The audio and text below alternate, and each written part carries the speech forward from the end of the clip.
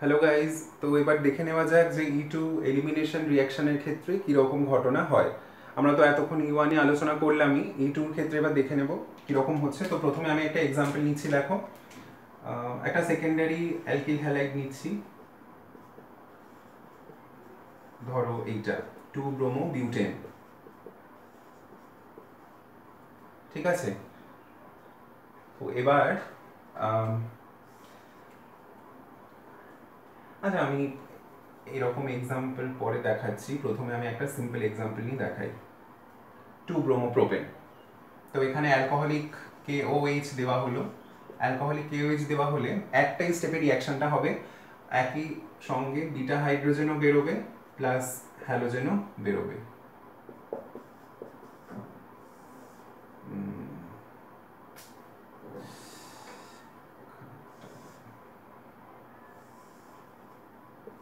So this is the mechanism.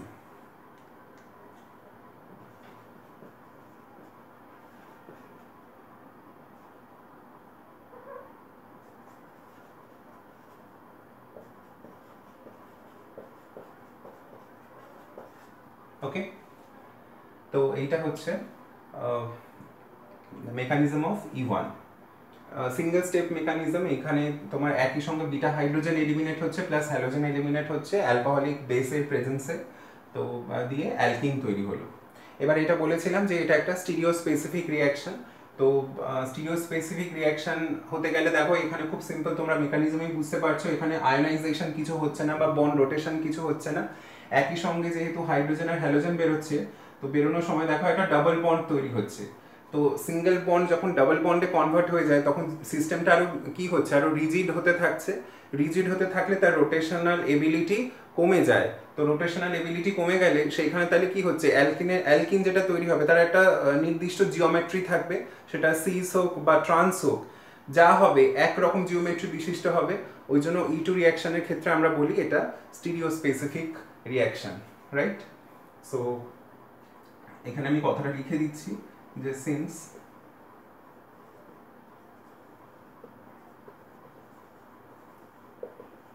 this reaction occurs through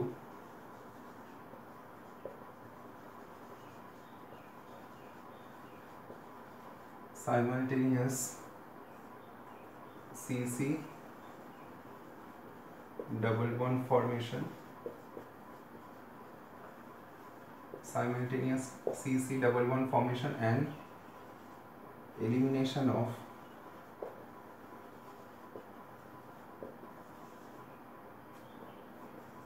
beta hydrogen with halogen. So no bond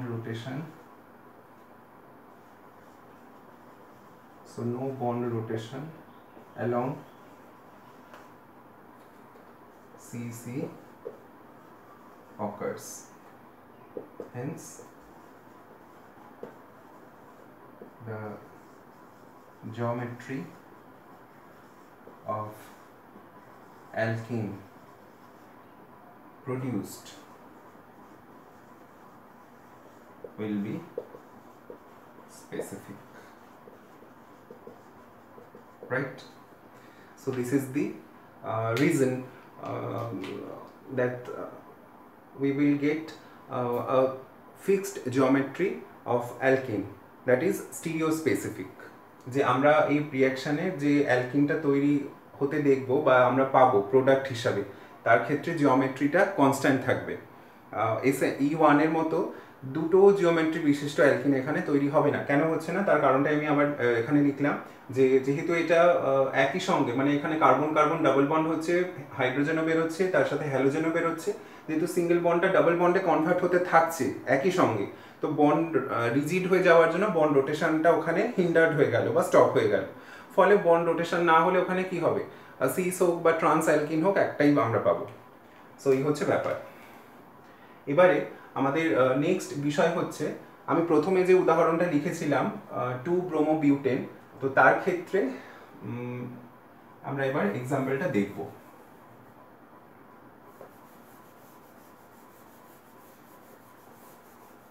এই যে এক্সাম্পলটা আমি দিলাম, এখানে কিন্তু বিটা হাইড্রোজেন একই রকম ছিল। এবারে কিছু কম্পাউন্ড হতে পারে যে এখানে বিটা হাইড্রোজেন বিভিন্ন রকমের আছে, তো তার ক্ষেত্রে এলিমিনেশনটা কোন বিটা হাইড্রোজেন অপনয়নের মাধ্যমে হবে সেটা একটা প্রশ্ন উঠতেই পারে। তো তার জন্য আমরা এলিমিনেশন রিয়াকশনকে আবার দু রকম ক্যাটাগরিতে ভাগ করেছি। প্রথমে একটু ছোট্ট করে একটা কথা বলি, দেখো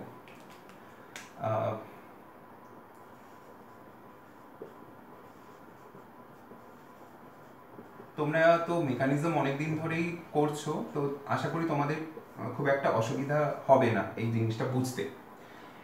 এই ব্রোমিনের রেসপেক্টে this is a beta carbon and this is also another beta carbon. তো এই বিটা হাইড্রোজেন অপসারিত হয়েও বিক্রিয়া হতে পারে, বা এই বিটা হাইড্রোজেন অপসারিত হয়েও বিক্রিয়া হতে পারে। এখন যদি এই বিটা হাইড্রোজেন অপসারিত হয়, ধরো এই বিটা এইচ বেরোলো, তাহলে প্রোডাক্ট তৈরি হবে এইটা, রাইট, বিউট টু ইন। আর যদি এই বিটা প্রাইম এইচ এই হাইড্রোজেনটা বেরোয়, তাহলে প্রোডাক্ট হবে বিউট ওয়ান ইন।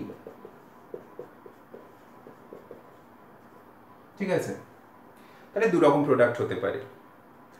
এখন প্রশ্ন হচ্ছে যে দু রকম যদি প্রোডাক্ট হয়, তাহলে তো E2 প্রথম যে আমি কথাটা বললাম যে স্টিরিও স্পেসিফিক রিঅ্যাকশন, তাহলে দু রকম প্রোডাক্ট হলে এই প্রোডাক্টটাও তৈরি হচ্ছে, এই প্রোডাক্টটাও তৈরি হচ্ছে, তাহলে এখানে আর স্টিরিও কেমিস্ট্রি তো কিছু বজায় থাকলো না, তাহলে কথাটা ভুল হয়ে গেল। ওই জন্য এই E2 রিঅ্যাকশনকে আবার জাস্টিফাই করবার জন্য, বা ওই কথাটাকে জাস্টিফাই করবার জন্য কি করা হলো, আবার দুটো রিঅ্যাকশনে বা দুটো টাইপে ক্লাসিফাই করা হলো। E2 রিঅ্যাকশনকেই, এটাকেই দুটো টাইপে ক্লাসিফাই করা হলো according to the presence of different types of beta hydrogen elimination, right. একই যৌগে যদি বিভিন্ন, আবারও বলছি, একই যৌগে যদি বিভিন্ন ধরনের বিটা হাইড্রোজেন থাকে, তাদের অপনয়ন হওয়ার প্রবণতার বিচারে দু রকম টাইপসে E2 রিঅ্যাকশনকে ক্লাসিফাই করা হলো।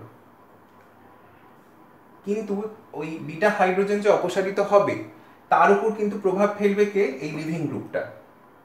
এটা কিন্তু এক্সপেরিমেন্টালি দেখা গেছে। তো আমরা ক্লাসিফিকেশন তো করবই E2 রিঅ্যাকশনকে, তার আগে একটু ছোট্ট করে বলে নিই যে এই লিভিং গ্রুপটা কিভাবে অ্যাফেক্ট করছে। লিভিং গ্রুপ তোমরা SN1 SN2 পড়ার সময় পড়েছো যে ব্যাড লিভিং গ্রুপ কিছু হয়, আবার কিছু গুড লিভিং গ্রুপ হয়। তাদের কেন ব্যাড লিভিং গ্রুপ বলে বা গুড লিভিং গ্রুপ বলে সেটাও আমি বলেছিলাম আগের ভিডিওতে।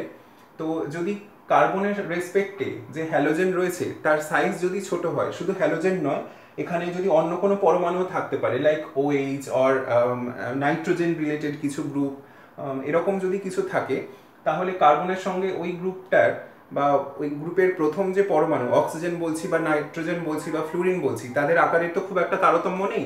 তাহলে তাদের ক্ষেত্রে কি হবে, বন্ডটা প্রচন্ড স্ট্রং হবে, তাদের ক্ষেত্রে এলিমিনেশনের প্রসেসটা একটু অন্যরকম। আর যারা বড় সাইজের যদি লিভিং গ্রুপ থাকে like bromine or like acetate or tosylate, বা আরো বলতে পারো যে সালফার রিলেটেড যদি কিছু গ্রুপ হয়, তো তাদের ক্ষেত্রে যত বড় সাইজ গ্রুপ হবে, বা আয়োডাইড যদি থাকে, বিশেষ করে আয়োডাইড তো ভীষণ ভালো লিভিং গ্রুপ, তো আয়োডাইড যদি থাকে তার ক্ষেত্রে আবার প্রসেসটা অন্যরকম ভাবে যায়। তো সেই হিসাবেই কিন্তু আমরা ক্লাসিফিকেশনটা করি। তো প্রথমে ক্লাসিফিকেশনটা দেখি, তার কিছু ক্রাইটেরিয়াস দেখি, দেখার পরে এক্সাম্পল দিয়ে বোঝাচ্ছি।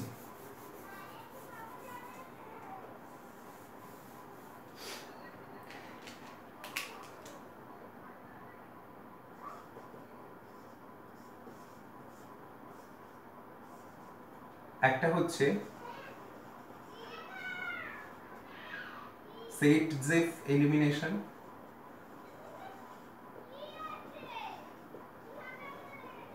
Saint-Joseph elimination, and the other is Hoffman elimination.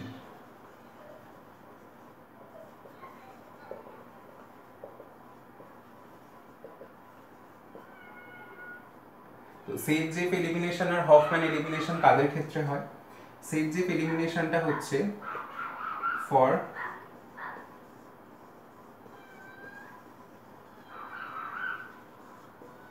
Good living group যাদের থাকবে, আর হফম্যান এলিমিনেশন ঠিক opposite, for bad living group, bad living group বা পুয়ার লিভিং গ্রুপ, ব্যাড বলে কথাটা বলাটা ভুল, পুয়ার লিভিং গ্রুপ, সায়েন্টিফিক্যালি এই কথাটা বেশি চলে যে পুয়ার লিভিং গ্রুপ। আচ্ছা, তো ভালো। এবার প্রসেস কিভাবে হবে, মানে রিঅ্যাকশন মেকানিজমটা কিসের মাধ্যমে যাবে? এই রিঅ্যাকশনটা যায় double bond like transition state. মানে রিঅ্যাকশন যখন হবে তার তো প্রত্যেকটা রিঅ্যাকশনেরই তো ট্রানজিশন স্টেট থাকে, তো এই সেট যে এলিমিনেশন হবে তখন ট্রানজিশন স্টেটটা ডাবল বন্ডের মতো দেখতে হবে, আমরা মেকানিজম দেখানোর সময় বলবো। আচ্ছা, আর এখানে ট্রানজিশন স্টেটটা হচ্ছে কার্বন আয়নের মতো, carbon ion like transition state. ভালো, রিঅ্যাকশন হলো, রিঅ্যাকশন হয়ে যাওয়ার পর প্রোডাক্ট যেটা আসবে, এর ক্ষেত্রে প্রোডাক্ট পাবো মোর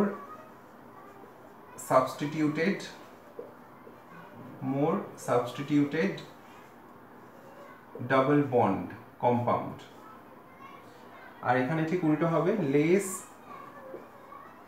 সাবস্টিটিউটেড ডাবল বন্ড। ঠিক আছে, তাহলে এইগুলো হচ্ছে এই দুরকম এলিমিনেশনের ক্রাইটেরিয়া। এখন একটা যৌগে যদি দুরকম দেখো বা তার বেশি বিটা হাইড্রোজেন থাকে, লিভিং গ্রুপটা প্রথমে দেখে নাও, লিভিং গ্রুপ দেখে নেওয়ার পরে দেখো যে কোন বিটা হাইড্রোজেন, মানে লিভিং গ্রুপটার বিচারে তুমি তো এলিমিনেশনের প্রসেসটা চয়েস করে নিচ্ছ। যদি গুড লিভিং গ্রুপ হয় তাহলে সেটজেফ এলিমিনেশন হবে, আর যদি পুয়ার লিভিং গ্রুপ হয় তাহলে হফম্যান এলিমিনেশন হবে। বুঝে গেলে? এবারে দেখো যে বিটা হাইড্রোজেন বিভিন্ন রকমের মধ্যে যদি সেটজেফ এলিমিনেশন হয় তাহলে কোন বিটা হাইড্রোজেন অপসারিত হলে মোর সাবস্টিটিউটেড ডাবল বন্ড পাবো, তাহলে সেটাই মানে প্রোডাক্ট হিসাবে লিখবে। আর হফম্যান এলিমিনেশন যদি হয় তাহলে দেখো যে কোন বিটা হাইড্রোজেন অপসারিত হলে লেস সাবস্টিটিউটেড অ্যালকিন হবে, তাহলে সেইখানে ওই হফম্যান এলিমিনেশনের ক্ষেত্রে ওটাই মেইন প্রোডাক্ট হিসাবে পাবে। এবার দুটো এক্সাম্পল দেখাচ্ছি, প্রথমে সেটজেফ দেখাবো তারপর হফম্যান দেখাবো। এটা তোমরা স্ক্রিনশট তুলে নাও, আমি এক্সাম্পল শুরু করছি।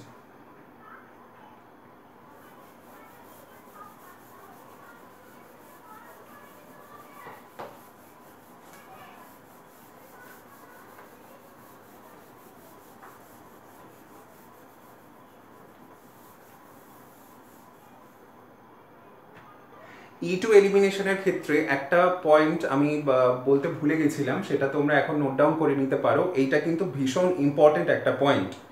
E2 এলিমিনেশনের সময় যেহেতু একই সঙ্গে হ্যালোজেন আর হাইড্রোজেন এলিমিনেট হচ্ছে, সেটা যে কোনো প্রসেসের ক্ষেত্রেই বলতে পারো যে সেটা তোমার ওই হফম্যান এলিমিনেশন হোক বা সেটজেফ এলিমিনেশন হোক, এটা তো E2রই আন্ডারে। তো দুজনের ক্ষেত্রেই আমি বলছি যে যখন আমরা ওই রিঅ্যাকশন মেকানিজম চলে, তো সেক্ষেত্রে হাইড্রোজেন আর হ্যালোজেন যেই দুটো অপসারিত হচ্ছে তাদেরকে সবসময় 180 ডিগ্রিতে বা অপোজিট ডিরেকশনে থাকতে হবে, ঠিক এই রকম প্যাটার্নে থাকতে হবে। Hydrogen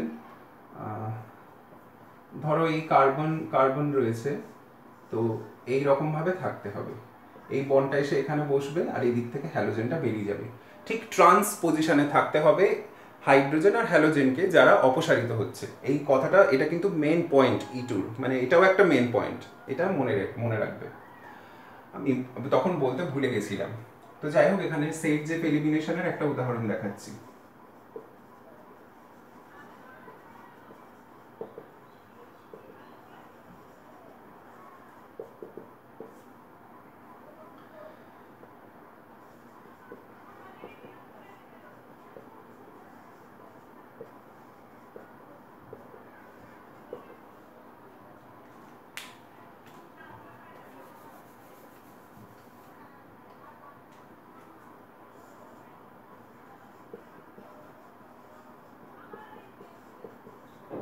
So all we know that Br is a good living group. Good living group. তো এইখানে দু রকম বিটা হাইড্রোজেন আছে, একটা হচ্ছে এইটা আর একটা হচ্ছে এইটা। তাহলে এটা গুড লিভিং গ্রুপ যখন প্রসেসটা সেটজেফ এলিমিনেশন দিয়ে যাবে, আমি আগেই রিঅ্যাকশনের নাম লিখে দিয়েছি। তো এবারে দেখো যে এই এই হাইড্রোজেনটা যদি অপসারিত হয়ে যায়, তাহলে ডাবল বন্ড এইখানে আসবে, আর এই হাইড্রোজেনটা যদি অপসারিত হয় তাহলে ডাবল বন্ড এইখানে আসবে।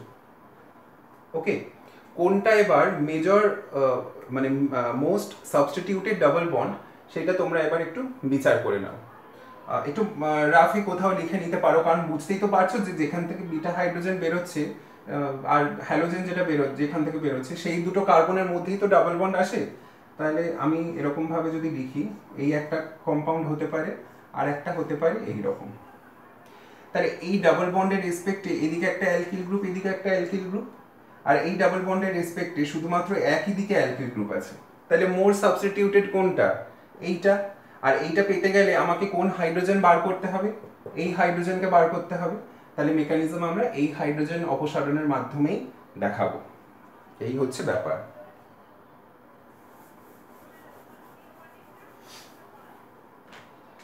সো আমি এখানে একবারেই দেখিয়ে দিচ্ছি, তোমরা তো বিষয়টা বুঝতে পেরেই গেছো। হাইড্রোজেন উঠলো, এটা গেল, এটা গেল। ট্রানজিশন স্টেটটা এবার খেয়াল করো।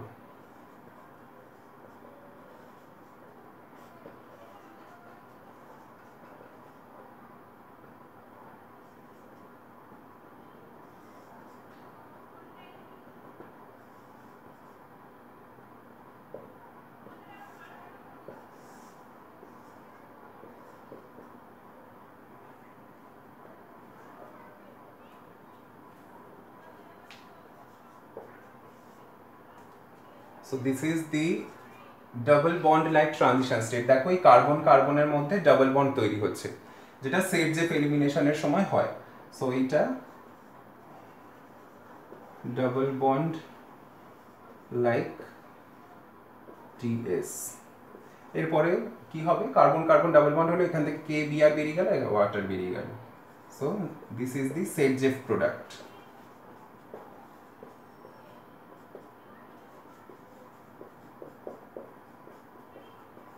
এটা হচ্ছে Saytzeff product, most substituted double bond. Okay, এটা হচ্ছে মেকানিজম। তাহলে আমরা লিভিং গ্রুপ থেকে বুঝতে পারলাম যে কোন প্রসেসের মারফত যাবে বা কোন বিটা হাইড্রোজেন অপসারিত হলে আমরা মোর সাবস্টিটিউটেড ডাবল বন্ড পাবো, that is Saytzeff product or process is Saytzeff elimination. Next আমরা দেখব যে হফম্যান এলিমিনেশনে যে কার্বন আয়ন ইন্টারমিডিয়েট হয় সেটা কিভাবে হচ্ছে।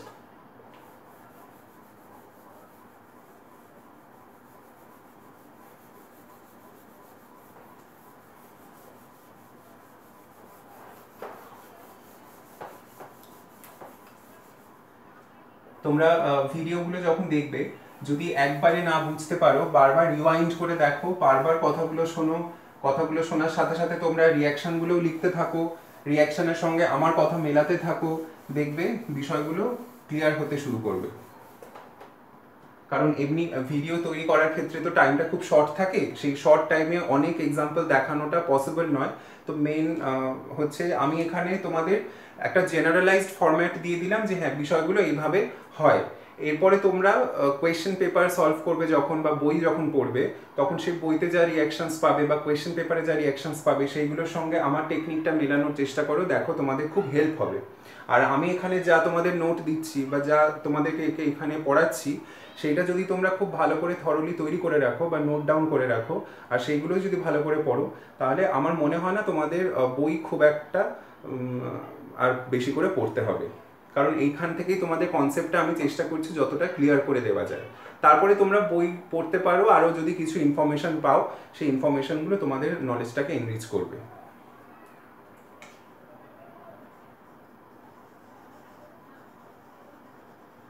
Hofmann elimination.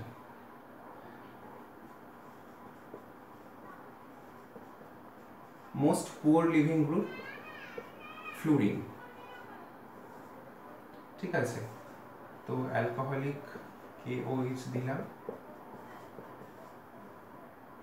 এইখানে বিটা হাইড্রোজেন, এই হাইড্রোজেন অপসারণ হবে কারণ এই হাইড্রোজেন অপসারণের মাধ্যমে লেস সাবস্টিটিউটেড অ্যালকিন আমরা পাবো। তো মেকানিজমের ক্ষেত্রে আমি এখানে আবার একবার লিখছি কম্পাউন্ডটা।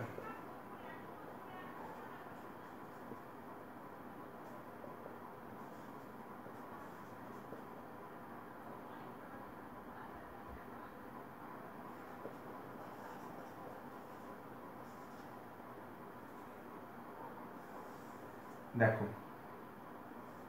এই রকম।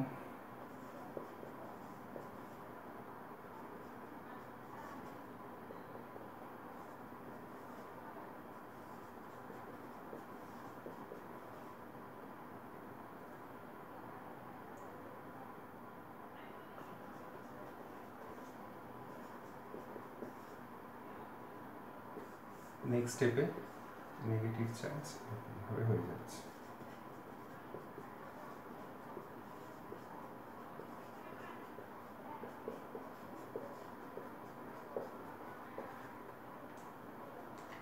ওকে, এইটা হচ্ছে ট্রানজিশন স্টেট।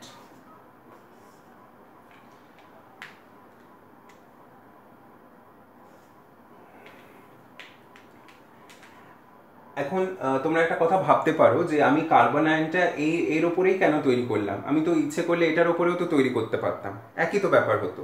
কার্বন আয়নের মারফত যাবে, তো কার্বন আয়নের মারফত গেলে এখানেও কার্বন আয়ন তৈরি হচ্ছে, যেমন এটাতেও তৈরি হতে পারতো। এবার তোমরাই ভেবে দেখো, যখন এই হাইড্রোজেনটা বেরোচ্ছে তখন এটা কি ধরনের কার্বন আয়ন হচ্ছে, 1 ডিগ্রি। আর এইখানে যদি হাইড্রোজেন বেরিয়ে কার্বন আয়ন হতো তাহলে সেটা হতো 2 ডিগ্রি। এখন কার্বন আয়নের আমরা যে স্টেবিলিটি অর্ডার জানি, তাতে স্টেবিলিটি অর্ডার 0 ডিগ্রি সব থেকে বেশি স্টেবল, তারপরে 1 ডিগ্রি, তারপরে 2 ডিগ্রি, অ্যান্ড লাস্টে হচ্ছে 3 ডিগ্রি। তো 1 ডিগ্রি আর 2 ডিগ্রি কার্বন আয়ন যদি তৈরি হয়েও থাকতো, তার মধ্যে স্থায়িত্বের বিচারে 1 ডিগ্রিটাই বেশি সুস্থিত, তাহলে এই কার্বন আয়নটাই বেশি করে তৈরি হতো। আর এই কার্বন আয়ন তৈরি হওয়ার জন্যই প্রোডাক্ট আমরা কি পাচ্ছি, কম প্রতিস্থাপিত alkyne.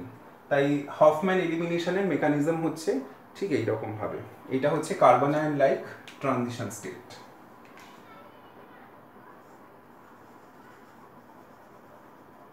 Carbon ion like transition state. এবার কার্বন আয়ন তৈরি হওয়ার দরকার কেন হচ্ছে, কারণ নর্মালি তো কার্বন আর ফ্লুরিনের বন্ড অত সহজে তো ভাঙে না। এবারে এর পার্শ্ববর্তী কার্বনে যখন নেগেটিভ চার্জ ডেন্সিটি বেশি থাকবে, নেগেটিভ চার্জ ডেন্সিটি বেশি থাকলে এর ইলেকট্রন ডোনেশনের প্রবণতা বেশি হবে। আগের বিক্রিয়াগুলোতে কি হচ্ছিল, একজনের থেকে বন্ড তুলে নিয়ে কার্বনে শেয়ার করা হচ্ছিল। তো বন্ড সেটা তো একজনের সাথে শেয়ারিংয়ে ছিল, মানে হাইড্রোজেনের সাথে শেয়ারিংয়ে ছিল, তার থেকে বন্ডটা তুলে নিয়ে কার্বন কার্বনের মধ্যে শেয়ার করতে হচ্ছে। সেই ব্যাপারটা এবারে কেন ওটা হয়ে যাচ্ছিল, হাইড্রোজেনের থেকে বন্ড তুলে নিয়ে শেয়ারিং করাটা কেন ফিজিবল বা কেন সহজ হয়ে যাচ্ছিল, কারণ উল্টো দিক থেকে হ্যালোজেন খুব সহজে বেরিয়ে যাচ্ছিল, বিকজ হ্যালোজেনটা গুড লিভিং গ্রুপ ছিল। কিন্তু যেহেতু এখানে ব্যাড লিভিং গ্রুপ, তাই জন্য যদি নিজের থেকে হাইড্রোজেনের ইলেকট্রন তুলে এখানে ডাবল বন্ড তৈরিও করে, ফ্লুরিন কিন্তু সেই রকম সহজে বেরোবে না, বিকজ কার্বন আর ফ্লুরিনের বন্ড খুব স্ট্রং। ফ্লুরিন কেন, যদি এখানে স্মলার সাইজ কিছু গ্রুপ থাকে লাইক OH অর NH2 এরকম ধরনের যদি কিছু গ্রুপ থাকে, সেক্ষেত্রে এলিমিনেশনটা অতটা সহজ হয় না। ওই জন্য নেগেটিভ চার্জ ডেন্সিটিকে প্রথমে বাড়ানো হলো, বাড়ানোর পরে সেই ডোনেশন এবিলিটিটা বন্ড শেয়ারিংয়ের থেকে অনেক বেশি হয়। Negative charge density donation bond electron শেয়ারিংয়ের থেকে বেশি হয়, তাই এই স্ট্রেংথ, ডোনেশনের স্ট্রেংথ বেশি হওয়ার জন্য ফ্লুরিন এইখানে সহজে অপসারিত হয়ে যাচ্ছে। তো এই জন্য কার্বন আয়ন লাইক ট্রানজিশন স্টেটের মাধ্যমে বিক্রিয়াটা এগোয়। তো এই হয়ে গেল হফম্যান এলিমিনেশন। তো মোটামুটি আমাদের E2 সম্পর্কিত যা যা আলোচনার ছিল সেগুলো এটাই ছিল। এইখানে এবার এই বিষয়ে প্রচুর তোমরা প্রশ্ন পাবে, সেই প্রশ্নগুলো তোমরা সলভ করো, আর এগুলো তোমরা নোট ডাউন করে নাও, এগুলো বারবার করে পড়ো, ভিডিওস বারবার করে দেখো, বারবার করে শোনো। তোমাদের যেইখানে আটকাবে তোমরা সেখানে পজ করে জিনিসটাকে নোট ডাউন করো, বা নতুন কোনো কিছু কোয়েশ্চেন পেপার থাকলে সেই কোয়েশ্চেন পেপারগুলো সলভ করবার সময় ভিডিওটা শুনতে শুনতে সলভ করো।